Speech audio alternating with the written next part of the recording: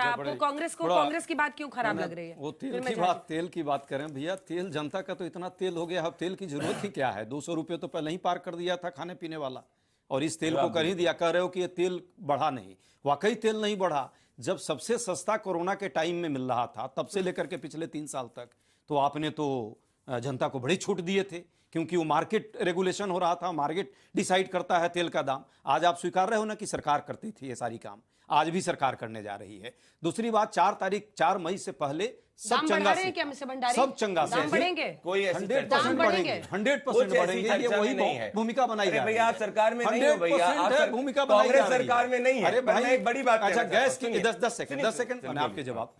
Gas cylinder के तो दाम बढ़े ही नहीं है, कमर्शियल वाले ना कमर्शियल वाले वो तो बड़े बड़े लोग ही लेते हैं, बेचारे ठेले वाले तो लेते नहीं है। अनऑर्गेनाइज सेक्टर के 93% लोग तो रोड पे घूम रहे हैं। वो तो इसलिए कह रहा हूं कि भाई सच्चाई ये है कि सोना का मामला तो अब जरूरत ही नहीं है गरीब आदमी को लेने की, बड़े बड़े लोग ही आपके ले रहे हैं, मित्र लोग।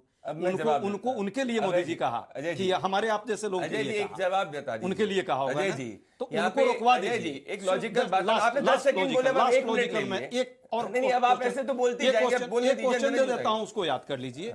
और वो घर से काम करने वाली बात है।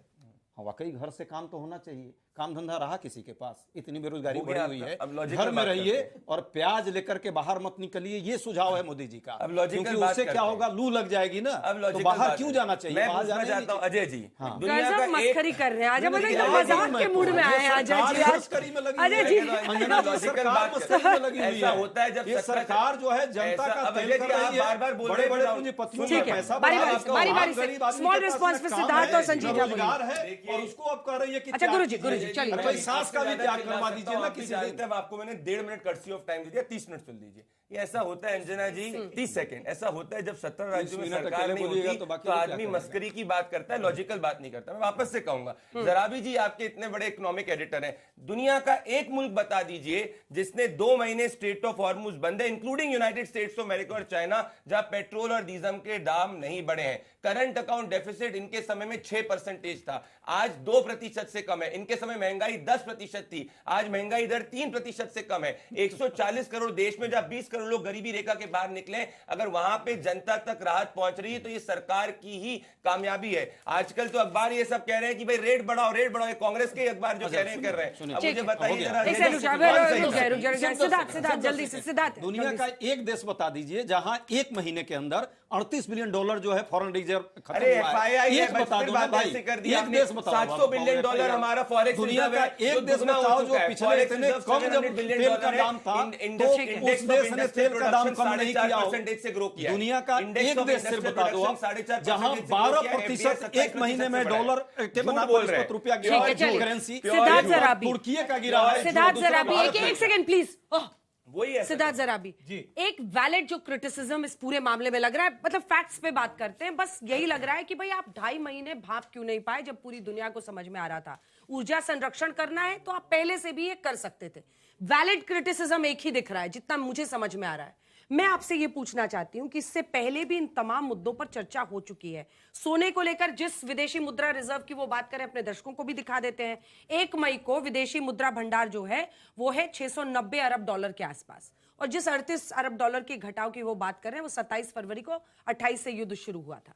अब ऐसे में क्या हम थोड़े और पहले से सतर्क हो सकते थे? ये क्रिटिसिज्म तो समझ में आता है, बाकी क्या क्रिटिसिज्म आपको विपक्ष का समझ में आ रहा है? देखिए 2-3 बातें पहले हल्ला बोल रहे हैं, परंतु फैक्ट्स के साथ हल्ला बोलना चाहिए। पहले जो अजय जी ने 168 मीट्रिक टन की बात की, वो नई खरीद नहीं थी, वो हमारा ही सोना विदेश में रखा हुआ था, उसको वापस लाया गया 2025-26 वित्तीय वर्ष में, और लगातार पिछले 3 साल से रिजर्व बैंक ऑफ इंडिया हमारा सोना वापस ला रहा है। लगभग 380 मीट्रिक टन अपना वापस लाया गया है।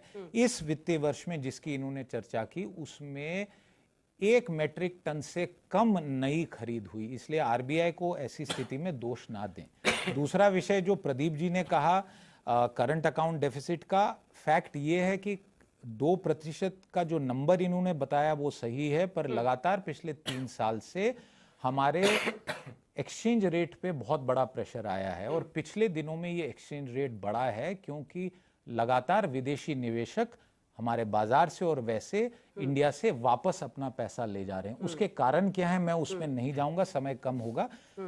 इन दोनों के कारण जो सबसे बड़ा प्रेशर आया है वो हमारी करेंसी पे आ रहा है। और करेंसी पे जो अगर हम देखें पिछले 5 महीने में लगभग 10% का हमारा जो अगर हम रुपी टर्म्स में देखें 95-96 और इतनी बड़ी जो हमने वॉलेटिलिटी देखी है, ये अनयूजुअल वॉलेटिलिटी है। इसलिए बैलेंस ऑफ पेमेंट्स को लेके कई लोगों के मन में सवाल आ रहा है।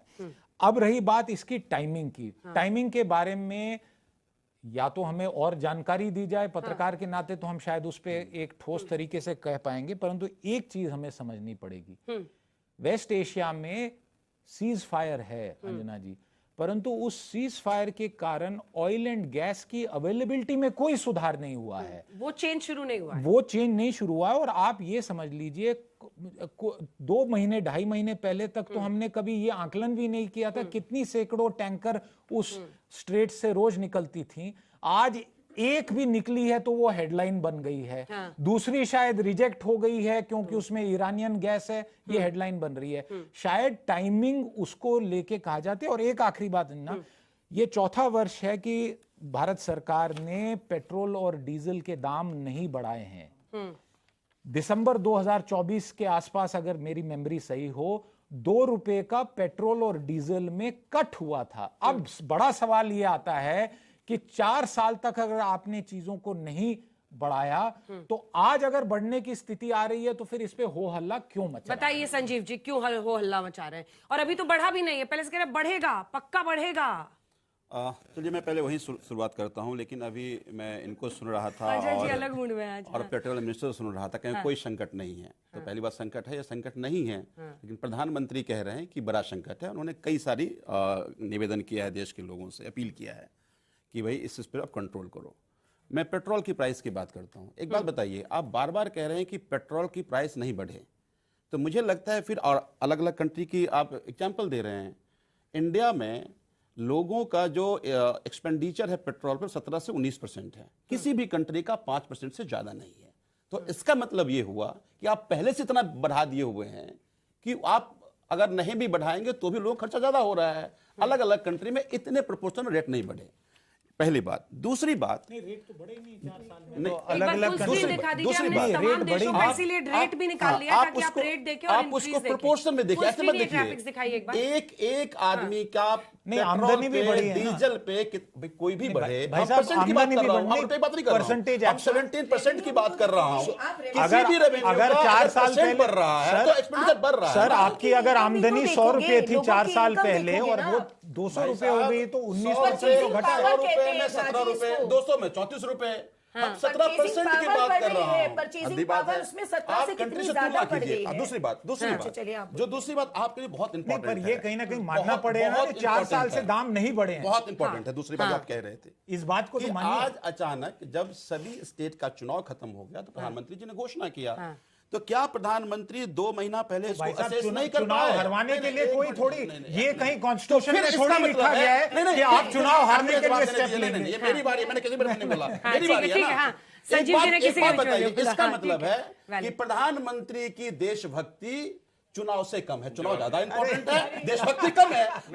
अगर इतनी बड़ी क्राइसिस है, अलग अलग कंट्री ने अपनी प्लानिंग करी, क्योंकि जो 3-4 महीने से चल रहा है, प्रधानमंत्री चुनाव में व्यस्त थे। इसका मतलब यह है कि प्रधानमंत्री चुनाव मंत्री ज्यादा है, प्रचार मंत्री ज्यादा है, प्रधानमंत्री कम है। वो पूरे 365 दिन चुनाव की तैयारी करते हैं और उसका नुकसान आज देश झेल रहा है। यही चूंकि बात इतिहास की कर रहे थे, 2013 में नरेंद्र मोदी जब चुनाव प्रधानमंत्री की तैयारी करे तब उन्होंने कहा था कि सोना खरीदने से अर्थव्यवस्था खराब होता है। बताइए किसी को गले पड़ेगा? अब समझ में आया, 12 साल बाद प्रधानमंत्री को समझ में आया कि नहीं, सोना। प्रदीप भंडारी जल्दी से रिस्पॉन्ड कीजिए। एक बार अपने दर्शकों को ये भी बता दें कि डॉलर हम कहां खर्च कर रहे हैं। अच्छा, इसके बाद बताएंगे भंडारी रिस्पॉन्ड जल्दी। कहा कि प्रधान, अगर आप एक काम करिए, एक प्रपोजल हम लेके आते हैं, 1 नेशन 1 इलेक्शन। आप 1 नेशन 1 इलेक्शन का समर्थन कर दीजिए, जिससे आप हर चीज को चुनावी लेंस से ना देखें। आपने बोला कि चुनाव के समय हम क्या कर रहे थे, 27 कंट्री से पहले हम क्रूड सोर्स करते थे, अब 40 कंट्री से सोर्स कर रहे हैं। पहले हमारा स्ट्रैटेजिक रिजर्व नील था, 5.33 मिलियन मेट्रिक टन है। पहले हमारे डिस्ट्रीब्यूटर्स 13,896 थे, अब 25,600 हो चुके हैं। टोटल इंपोर्ट टर्मिनल पहले 11 थे, अब 22 हो चुके हैं। हमने एक्साइज ड्यूटी कम करी और डीजल के ऊपर एक्सपोर्ट ड्यूटी बढ़ाई, जिससे कि जो अंदर ही खपत हो सके। तो हम काम कर रहे थे। दिक्कत ये थी, आप शीश महल के अंदर व्यस्त थे, तो आपको समझ में नहीं आया। मैं बड़ी बात कहूंगा, आपने जितनी बार पेट्रोल और डीजल के दाम बढ़ाए, उससे कम मोदी सरकार ने परसेंटेज बेसिस पे बढ़ाए। तब आज क्रूड $117 पर बैरल क्रॉस कर चुका है। 1973 के क्राइसिस के अंदर भी स्ट्रेट ऑफ हॉर्मुज बंद नहीं हुआ था। पहली बार ऐसा हुआ है, ओपेक के चेयरमैन ऐसा कह रहे हैं कि पहली बार पिछले 70 सालों में ऐसा हुआ है कि स्ट्रेट ऑफ हॉर्मुज पूरी तरीके से बंद प्रदीप, है। आपसे एक सवाल है, बीजेपी से भी सवाल पूछा जाए।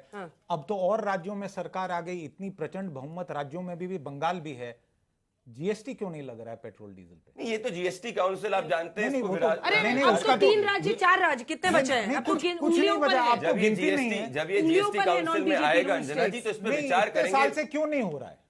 कंसेंसस से होता है। क्यों नहीं? इसमें अब क्या बचा नहीं, अब तो consensus? आएगा ना, जीएसटी काउंसिल की मीटिंग हो जाने दीजिए। पर जरा भी जी एक चीज आप बताइए, हमने तो किसी ने नहीं बढ़ाया। नहीं, ये आपने हिमाचल टैक्सेस प्रदेश की वालों ने बात क्यों की। बढ़ाए? आपने टैक्सेस इसका की जवाब बात- दीजिए, अगर जल्दी इतना से। ज्ञान दे रहे थे, जल्दी से आपने जवाब दीजिए। पेट्रोल और डीजल पे जल्दी दाम से। हिमाचल प्रदेश में क्यों बढ़ाए? जल्दी से। आप सैलरी तक नहीं दे पा रहे गवर्नमेंट एम्प्लॉइज को। क्यों बढ़ाया दाम? हिमाचल प्रदेश में इतना कर्जा ले लिया है ना आपकी अरे पुरानी ये सरकार आपने ने, पेट्रोल डीजल के दाम पता हिमाचल है प्रदेश में 38% क्यों कर्जा है वहाँ, आपकी सरकार ने आप ली सैलरी थी। तक तो नहीं दे पा रहे इसलिए हो। सैलरी गवर्नमेंट मिल रही है, को सैलरी मिल रही है, तक नहीं आपकी दे पा सैलरी रहे। बंद होगी पेट्रोल और आजकल। डीजल सुनिए में जरा एक दो पेट्रोल बहुत डीजल- बहुत ही भंडारी जी, क्रिटिकल बात किया। भंडारी जी। सच पूछिए तो 2014 में जब ये वर्ल्ड में कई बार क्राइसिस भी आए हैं, हाँ। उस क्राइसिस के दौरान यूपीए की सरकार थी, क्या कभी इस तरह से फियर साइकी क्रिएट करने का काम किया कि जनता को मना करो, जनता को विदेश न जाओ, जनता कुछ खाओ नहीं, जनता तेल न लो, जनता जो है पेट्रोल न लो? ये तो काम नहीं कभी हम लोगों ने किया।